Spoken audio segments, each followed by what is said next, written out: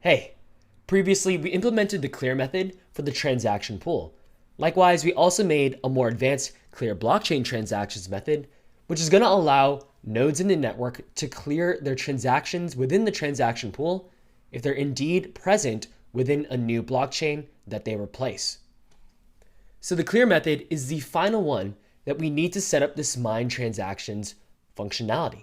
So let's reap the benefits of all of our previous work and then call all the functionality that we set up before. First up, we want to get the valid transactions from the local transaction pool.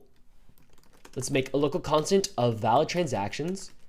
And this is the result of calling this.transaction pool .valid transactions. And that is going to return array, or rather an array of the valid transactions. Next, we should generate the miner's reward. And to do this, we're going to need the transaction constant, first of all. So let's import the transaction class. So we're going to get the transaction by requiring the file from the wallet directory that is located one directory back in the transaction file. And now we can generate the miner's reward. So let's call the static reward transaction. This takes in a miner wallet, which in this case, the value is going to be the local wallet that's been attached to this transaction miner instance. Now with this reward, we want this to be included as one of the valid transactions. So let's push this overall reward to the valid transactions array using the .push function. So let's place this here, make sure there's no semicolon, but the semicolon is after the push. Nice. So we can take out this comment as well. The next step is to actually add a block consisting of these transactions to the blockchain. So let's call this .blockchain.add block. And this is going to take an object with a data field, and the data is going to be mapped to the valid transactions array. Finally, we got to, or rather the last or second to last step is to broadcast the chain. And we do that with the local pub sub implementation. And this has the broadcast chain method. Nice. And the final step is to clear the transaction pool, which we also have attached locally.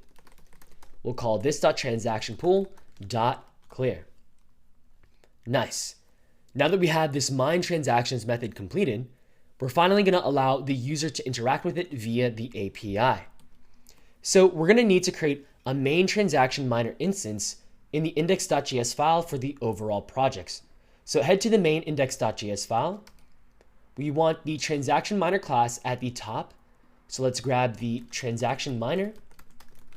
So make a constant of transaction miner from the local app/transaction miner file.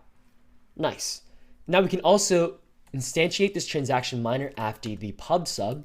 And as usual, we're going to have a local constant of the same name, but lowercase. And this is an instance of the transaction miner class using that new keyword.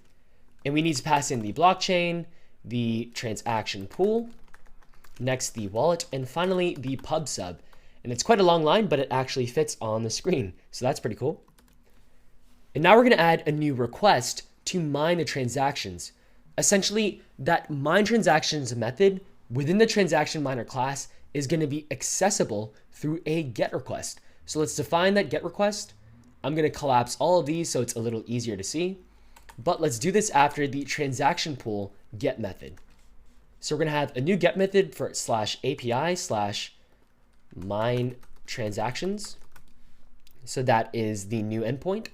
And it's rather specific, but we want to be specific in this case. We already have a /API/mine method, which adds a generic block.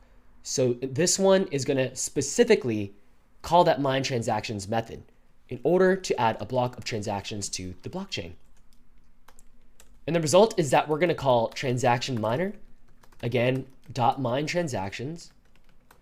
And just like the result of our API/mine request, we're going to redirect the user to the existing API/blocks request. The result is res.redirect of /API/blocks. And one thing that I missed is having this rec and res parameter, which you probably noticed. So props to you if you saw that as it was being coded out. Okay, so with this mine transactions endpoint existing now, let's go ahead and test it out in the application. Head to the command line and fire npm run dev once you have all the changes. encrypt a chain. I'm going to fire npm run dev, and eventually it's listening at localhost 3000. Awesome. Let's also start up a peer in the second tab, so that way we can see if the blockchains get synchronized when a transactions block gets mined. So in the second tab, I'll call npm run dev peer. Cool. And make a note of the port that it started on, because we're going to want to call its transaction pool map and its blockchain stuff, etc. within Postman. But speaking of Postman, go ahead and open it up. And now we're going to try to mine, well, first we're going to conduct a few transactions, but then after that, we're going to try the new mine transactions request. So to begin, make sure you have a localhost 3000/API/transact request configured. It's a post request. There needs to be a body of raw JSON application JSON.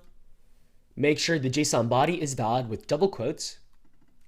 All right, cool. And let's conduct a few of these. So right at the root node at localhost 3000. I'll continue to do some more. I'll go ahead and click send. And all right, that seems good enough to have a few transactions in the pool. But now the idea is that we're going to call localhost 3000 API mine transactions. So this is going to use the root address as the miner in this case. And let's see the effect of this new request.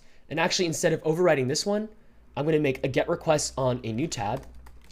But the endpoint is going to be just that, localhost API/mine transactions. I'll click send. And the result is that we get redirected to the blockchain blocks. And indeed, we have a data field for that blockchain that consists of all the transactions that we did before. So cool, the mine transactions endpoint is definitely working. Now, the interesting thing is, what if we hit the localhost API/transaction pool map?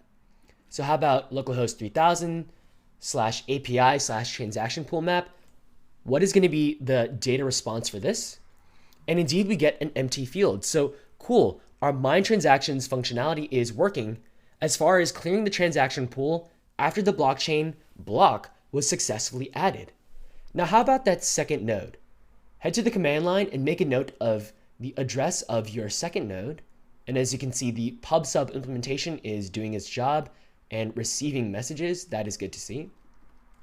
But again, make note of your XXXX node. So starting with 3 something, and then hit that API/transaction pool map.